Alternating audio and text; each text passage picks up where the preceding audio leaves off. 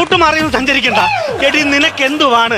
അരുണിന്റെ വീട്ടിൽ നിനക്കുള്ള കുഴപ്പം എന്തോ അവിടെ നടന്നത് പറയടി എന്നോട്. അമ്മ ഈ കഴിഞ്ഞ 13-ാം തീയതി ആ ഇടി പെയ്ത് മഴ ചൊരിഞ്ഞ സമയത്ത് ആ വീട്ടുമുറ്റത്ത് എന്തോ നടന്നത് നമുക്ക് അറിയാവോ? എന്തോ ഉണ്ടായെന്ന് നമുക്ക് അറിയാവോ? കൂണുണ്ടായതാണോ? ഇടിവെട്ടി മഴ പെയ്യുമ്പോ കൂണല്ലേ ഉണ്ടാവില്ലേ?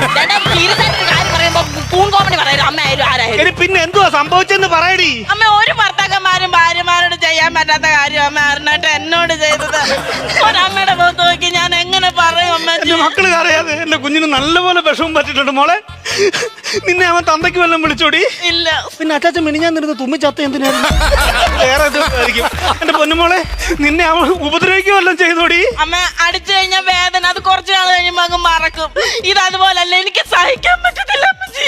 എന്റെ ദൈവമേ, എന്റെ കുഞ്ഞു കരയുന്നോണ്ടോ ഒരു പെറ്റതള്ള സഹിക്കുമോ? എന്റെ കുഞ്ഞിന് എന്തോ നല്ല കുഴപ്പങ്ങൾ അവിടെ വെച്ച് സംഭവിച്ചിട്ടുണ്ട്. എന്റെ പൊന്നുമോള് പറയാടി, അവനെ ഞാനേ കുടുംബ കോടതി